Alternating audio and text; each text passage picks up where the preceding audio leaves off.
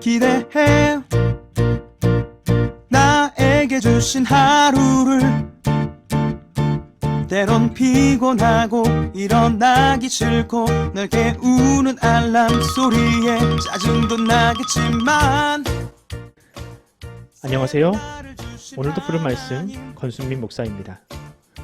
쉬지 않고 나를 지키셨네. 오늘을 나에게 주셨네. 새 말씀 안에 주가 주신 사랑과 은혜와 능력. 새로운 한 주가 시작되었습니다.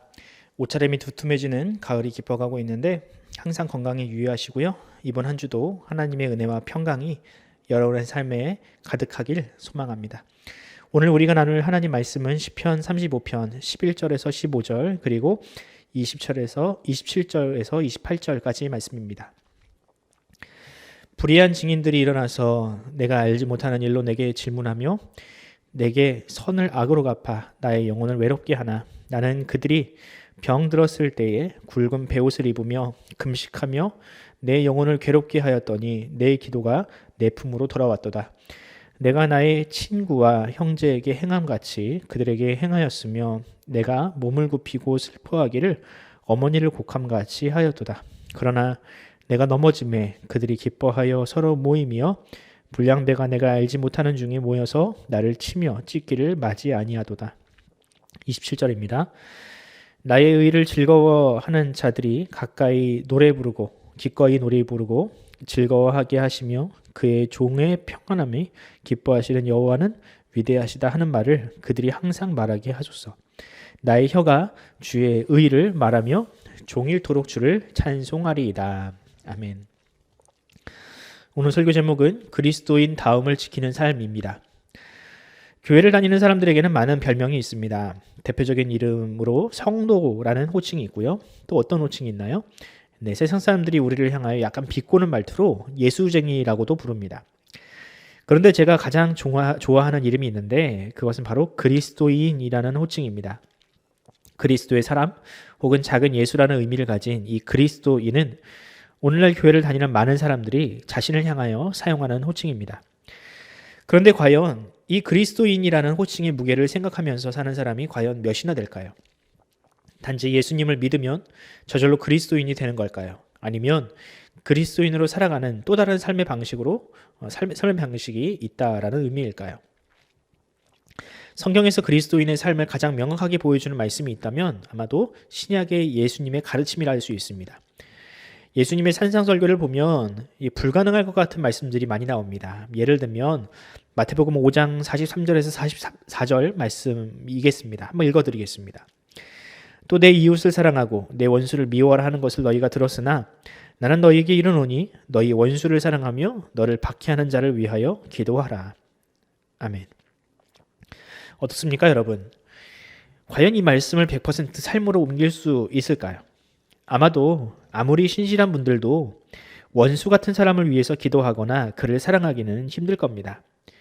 예수님이니까 가능하지 우리 같은 평범한 사람이 이 말씀을 따라하는 것은 불가능하다라고 생각할 수도 있습니다.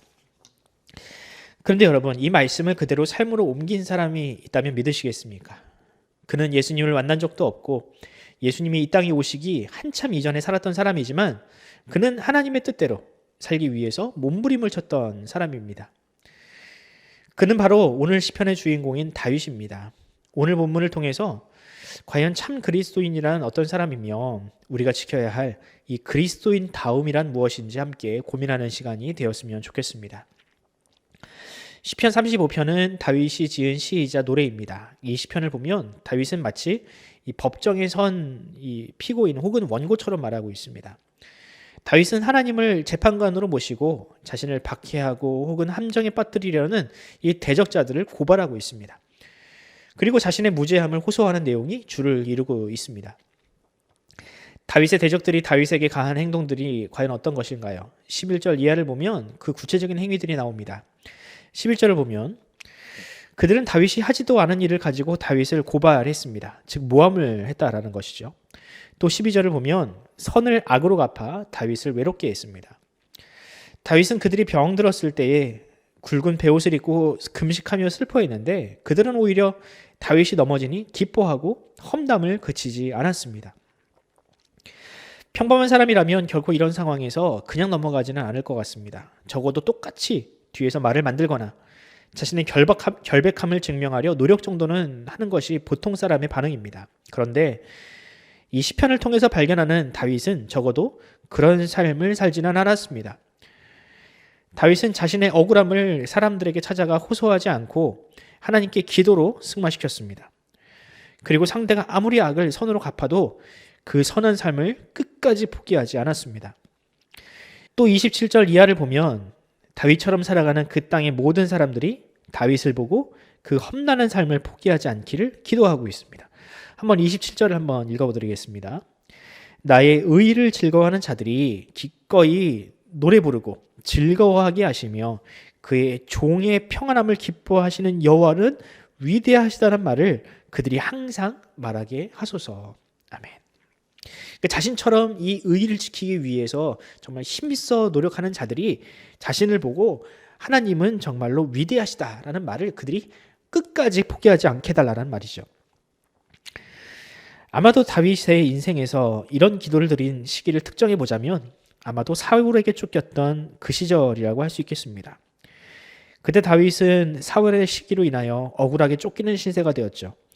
나라를 구한 영웅에서 한순간 반역자가 되었습니다. 사울은 이 다윗의 인기를 무너뜨리기 위하여 온갖 가짜 뉴스를 만들어서 다윗을 모함했습니다.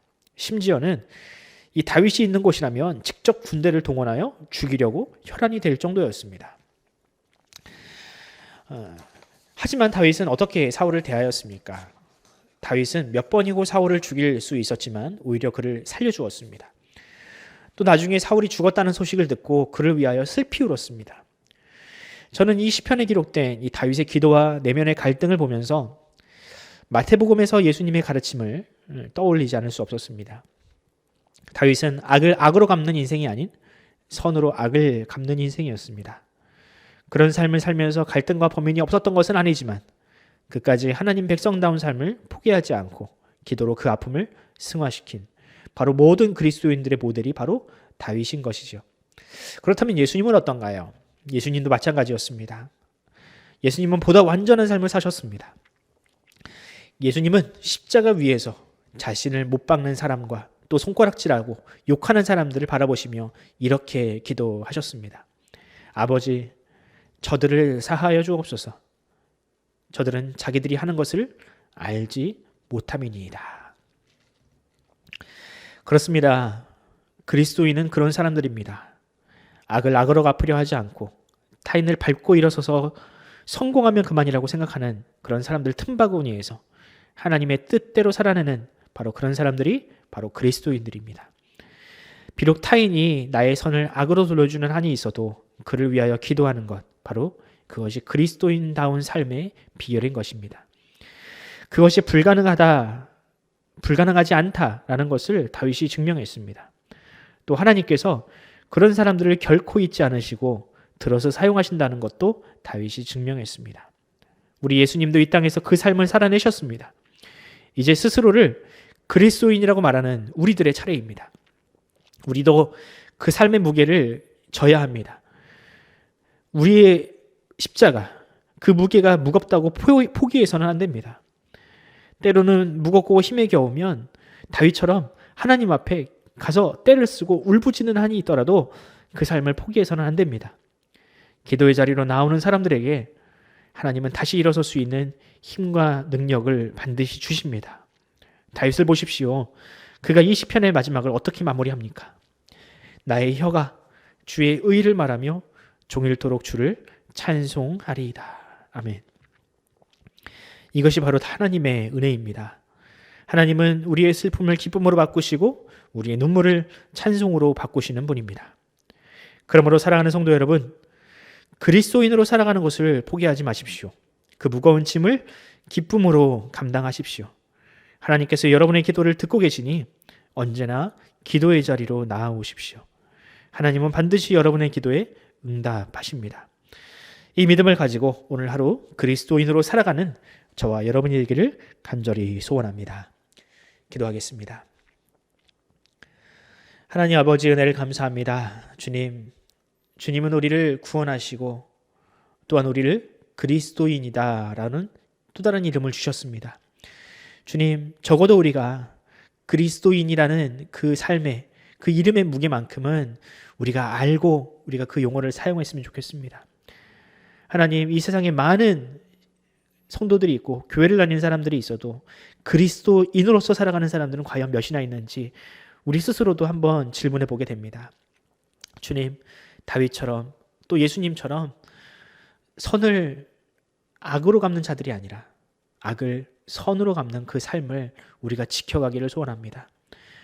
또 혹시 힘들고 어려울 때마다 하나님을 찾고 기도의 자리로 나오는, 그리하여 하나님이 우리의 편이며 우리를 구원하셨다는 그 사실을 절대로 의심하지 않는 그런 참된 그리스도인의 삶을 우리가 지켜가게 하여 주시옵소서.